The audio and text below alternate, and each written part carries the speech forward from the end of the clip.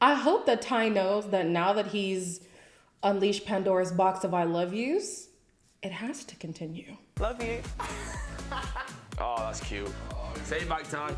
Love you too. Hello everybody, welcome back to my channel. My name is Queenie. For those who don't know me, reviewing Love Island Season 10, Episode 40. Before I get into it, please make sure to like this video, subscribe and hit the bell, and leave a comment down below, honey, in the comments today. Because I know some people might be slick, whether it's on one team or the other team. Let's keep it respectful, okay? Because, oh, it breaks my heart. Oh, what happened in this episode really broke my heart, y'all, but let's get into it, okay? So, Ty says now that he has gotten clarity and now that he has told Ella that he loves him, he feels like he can fly. So clear. I'm in love with you. Me too. Every single thing that I'd want in a partner or a girl, you have. You literally got everything I could ask for. Listen, I said this on TikTok, but I fear saying it on YouTube because I have a lot more eyes on YouTube. I don't want to say too much on Ty and Ella because a lot of you guys don't want to admit, but you love struggle love. You do. And even though they have made it through a lot of things, did we go through a lot or was I put through a lot? That's just the question. That's just a question. I do think, and I've been saying this is a canon event of a relationship. And I feel like in the here and now, the strong feelings are as genuine as they come. I know some of you guys think Ty is a game player. I think a lot of it is still game playing from Ty, but when it comes to his feelings for Ella, I believe it. I do. I do believe that he has really, really strong feelings for this girl. Whether or not it's love, he's never been in it, so he's yet to find out if that's true. It'll probably be retrospectively. But yeah, this couple, if they're your winners, that's fine. Zach finally has a conversation with Molly, even though she's been feeding for it since the morning. Where I was going wrong was the fact that I was just hearing it. I wasn't listening to you. I think those little things would have been nice, though. I'm giving you space for a day. I did not want space. I never go to sleep with anything on my mind, ever. Well, you have these last few days. Yes, and did I want to? No. Well, you've No, I haven't, No, though. no, apologies. I was here like, okay, he acknowledged his wrongdoing. He acknowledged her feelings. He gave an apology, and Molly still had a sour face. She, I guess, forgot that she had asked for space, but in retrospect, she was saying she was glad that they took some space because they got to process their feelings separately. Y'all are right. The lighting in this apartment is very flattering. Shout out me. What do I have to say about that? Oh, I wrote down handshake. Oh, I don't even know why I was paying attention to their handshake. Why does Zach have a better handshake with Mitch than he does with Molly? This is me being super critical, but I was looking at this handshake like, his with Mitch is better. With Abby and Scott, the delusion just gets stronger and stronger by the day. I don't think Scott's stupid either, but Westcott ain't got anyone else. He's just like, yeah, let's just run with it. People can see that we are compatible. Yeah. Oh, I don't think there's ever been a question of that. Sweetie, who thinks you're compatible, Abby? It is not the public. I promise you, it is not the public. We just had more pressing issues to handle at the time. Okay? And to all the people who were going against Whitney on social media yesterday talking about, yeah, Abby's right. This is not Character Island. We're talking about compatibility, right? So y'all's friend, Scott, it's not Character Island, remember? Y'all need to vote him and Abby out because there's no reason why they should be here. Now, me personally, the stronger pull for who should leave is Sammy, and it will always be Sammy. But in terms of who is in the villa right now, Abby and Scott, Mitch and Ella, they both gotta go. The next morning, we have Abby talking to the girls saying that, well, she was asking them, do you see that we're getting more physical? I don't know why you need that validation, girl. Like, just, I think that is what annoys me about Abby. She always needs to be seen and heard. And it's not like I'm saying shut up and be in a corner. No, but just be about your connection if you're about your connection. It's this constant, like, did you see? I need this validation from everybody. Girl, if you really like that man, just be about y'all. Anybody else's opinion doesn't matter. Anybody else's perception does not matter. We also had Zach, who realizes that expressing your emotions is pivotal when trying to nurture a relationship. Big 27, you know. Anyways, let's move on. Ella is in the sunken place now. She is making breakfast for Ty, and I'm like, oh my God. I mean, she can make breakfast. She can make breakfast. But it's the way that she gave it to him. I'm like, oh, she is a gone girl. She been gone, but now she gone. Speaking of gone, now that Daddy Ty is in love, son Sammy feels like he's in love too. Hey. babes. Hey, babes. Little snack for you. Thank you. Now I'm expected to do something. Brilliant. I'm getting the same treatment as Sammy, even though I'm in love. So, huh? If I speak, love. I would love for these islanders to define to me what they think love is, especially Sammy, because what makes you think you love Jess? Strong lust, maybe, and even that is in question, but love, okay. Whitney and Jess are having a conversation with Abby, and they are hyping her up regarding her connection with Scott. You're glowing. I think we make a nice little couple. Deeper. Sexual tension is there. Physical That's attraction. so important. I mean, just don't be like naive.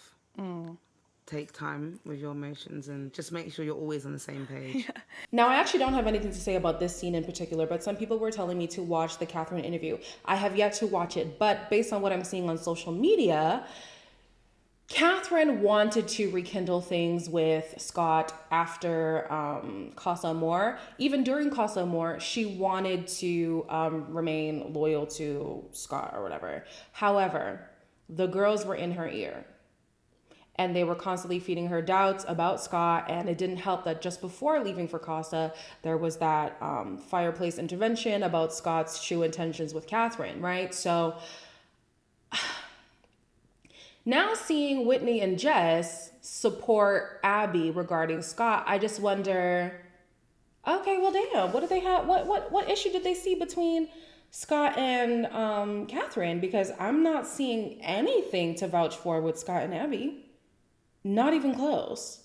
So yeah, I mean, when I see Catherine and Ilham now, it kind of looks, not that things are on the rocks, but things are definitely not as hot and heavy as they were before, but also they're on the outside. It's a different environment and stuff like that. So I wonder if being outside and having like a clearer mind, would there be something between Scott and Catherine? I don't know. I'm not with it or against it. I'm just wondering. All right, so in the challenge, I lost a little bit of connection, so I may have missed a few questions, a lot of questions, I don't know. But I hopped in at the question of what couple has the least sexual tension or sexual chemistry. The votes were mainly for Mitch and Ella B, Whitney and Locken, and Sammy and Jess. Whitney can't catch a motherfucking break. Do they want her to have sex on the beach and not the drink, child? Literally? Okay. Anyways, biggest attention seekers were Jess and Sammy and Ty and Ella. The one-sided couples were Abby and Scott and Ella B and Mitch. And then Scott and Mitch started going back at it. Basically, Mitch was saying that he pied Abby. He pied Abby, and then Mitch is only liking Ella now because Scott took Abby from Mitch. It's so over it, child. The most unlikely pairing was an overwhelming Zach and Molly. I think even they voted for themselves, and Zach was doing the whoa. He's preparing for those TikTok dances that Molly's gonna have him doing, child. You better limber up them limbs, okay? Most smug, the votes went to Zach and Molly and Whitney and Locken. And then Ty calls out Whitney, saying that she chooses the nice guys for the win, basically. Scott has this thing of wanting to make everybody else the game players. And to me, the more it happens, the more it feels like projection, because we could call you a game player too. Literally, he played it so well. And may still be playing it now with the gesture he did yesterday, according to y'all on social media who think that he's playing a game. I'm quite frankly over it.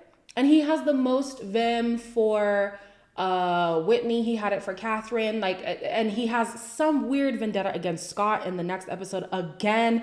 I'm over it. I'm really over it. The people who voted for Whitney say that she is smug. Hot take? Maybe not. I actually do think that there are parts of Whitney's character that can come across as smug.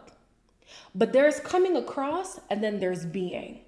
Ty himself has been an asshole on top of being smug. But he stays here week after week after week. He has never been in the bottom. Neither has Ella. So y'all in the voting public who feel convicted to now switch your votes on Whitney because maybe she's been acting smug the last few episodes, y'all better keep that same energy with Tyreek and Ella. Because realistically, it's same. Me personally, listen, Whitney can do no wrong in my mind. She can, but I'm still gonna root for her regardless. The last question that really just caused up a stir was who or which couple would have their head turned. Abby and Scott got the votes, and people said it's because they were coupled up by default, essentially. And Mitch and Ella B got votes, and this is where Scott said nobody was talking to Abby because they pitied Mitch. Let's face it, Mitch has tried to get to know every single bombshell that's walked through the door. The only reason none of us wanted to get to know Abby is because we felt sorry for you. You've been single for 3 weeks. I'm happy. Life's good. They're fake. You two are together because I didn't want Abby. Let's just settle this here and now. Both couples are here for convenience, okay? Ella B does not want Mitch. Mitch wants the idea of Ella B, but he wants Abby. Abby wants Mitch. Let's be for real. Scott wants to be in the villa. None of these couples want to be together. Really, in my heart of hearts, I feel like the couple that would have the strongest potential out of these two is Mitch and Abby. It's Mitch and Abby. They're the same kind of Cocoa for Cocoa Puffs, okay? And in a weird way, it kind of works. It does. But they have big egos and they don't like how things have panned out for each other, and I get it. But both couples trying to make it seem like they're more genuine than the other. Let's not do that. After the game, everyone is getting ready. And this is where the girlies start beefing, honey. Ella's in the shower for a long time. Whitney's trying to ask for time in the shower. By the time Ella comes out, Whitney has changed her game plan. Ella's now annoyed with her, and then it starts this rift between them. I thought you were waiting on me. I was. Well, why are you not in then? Because then I started working backwards. Wait, are you the youngest in your family? Yeah, babe. You can tell. I'm not even joking. I've never met a selfish person like you. That is the biggest lie I've ever heard. You actually think you're family, though, the way you speak to me, and it's not okay. What's funny about Ella's comment is I was literally about to say, oh, they bicker like sisters. And then Ella's basically like, we're not family. Well, then, okay. I'm pretty sure by the way that I speak, you know whose side I'd be on if we were to pick sides, which we are not. We're not picking sides. We're not going to pit them against each other. Let's not do that. Let's not give people a reason to now move mad. Okay. I actually think that they're both right later on. You know, I'll wait till we talk about it later on. So now the default couples are upset with each other because they keep throwing jabs at each other, and then they want to squash the beef. Squash it on your way home because this is long. I think we're all in the situation that we want to be in now, however this has come about. A big thing for me is like when it keeps coming up that there's still something and there's not. Never in my life will I come near you again. So the way you've behaved and the way you've disrespected me, it's way, way too much. Can't be bothered with the storyline. I'm glad that they all want to end it. I hope that it ends today. Today. Because I'm done. I am finished. Can't do it anymore. Ella is talking to Ty, I think it was, and she feels like Whitney is mad at her because she called her selfish. Yeah. If you're talking to me like that, I guess, do you know what I mean? Are you even really my friend like I thought you was?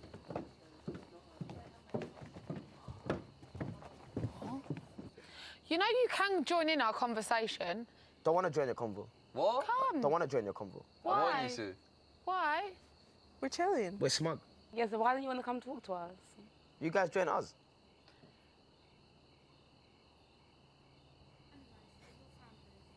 I think that Whitney's actions can be perceived as smug, but honestly, I think that she's handled herself so graciously. Me personally, so graciously. There are times when, you know, the truth gets real, but Tyreek does it too. As much as it irks me sometimes when he talks, Tyreek and Whitney have the same disposition in the villa.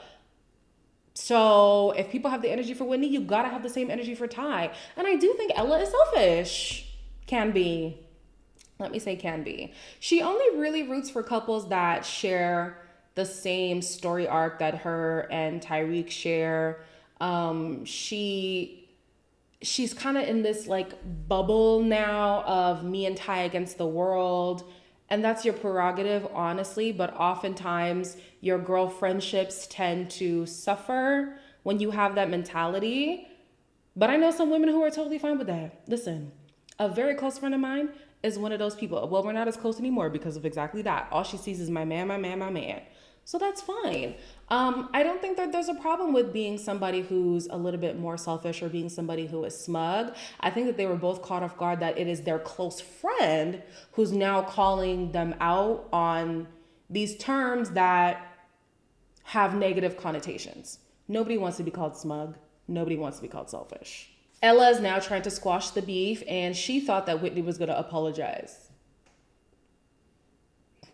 She did not. You do have selfish tendencies whereby you're self-absorbed and you don't see that there's other people around and other people have feelings. Because of a shower? No, because I went in the shower first. I thought me and you were close friends. I wouldn't speak We were close friends, but you voted me up in the challenge when you could have picked anyone. The challenge? Yeah. Do we lead into it or should we go over? I'm not getting involved in that, Molly. When you vote me for smug, I don't sit here and claim bestie title with me. I don't, and I won't. Okay. At first I was thinking, oh, this is fine. It's just a friendship tiff. Like, it'll blow over. But then at the end of it, they said, well, don't call me bestie if this is how you're going to move. And they both agreed.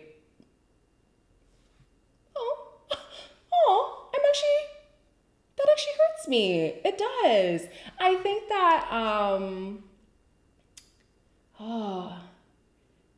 I don't want to say too much on Ella because, like I said, the Tella stands. I don't want to deal with y'all today. But I said, I think in like episode 2 or 3, that Ella's vibe sometimes just doesn't vibe with me.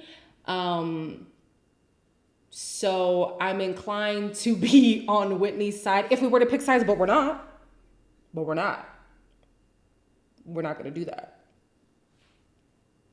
Yeah, no, it does make me sad that they're having this rift because it really is not necessary. I think in friendships, sometimes people do call things out that hit us harder than we expected it, especially because of who it's coming from. I think that Whitney bites her tongue a lot and now is feeling a lot more vocal. I think that Ella speaks a lot and didn't expect somebody to speak back to her in a negative way. I think they'll resolve it. Honestly, I think they will. Will they? I don't know. And the next episode, we have Ella, who now thinks Jess doesn't like her because of whatever comment that Jess did, or maybe the lack of consoling. I don't know. She just feels like Jess doesn't like her. And now Ty's going at Scott again.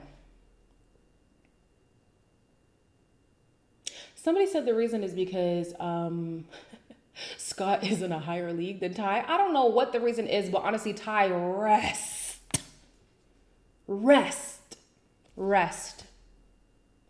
However, don't rest on this specific topic because I do agree that Scott doesn't like Abby like that. But after today, rest.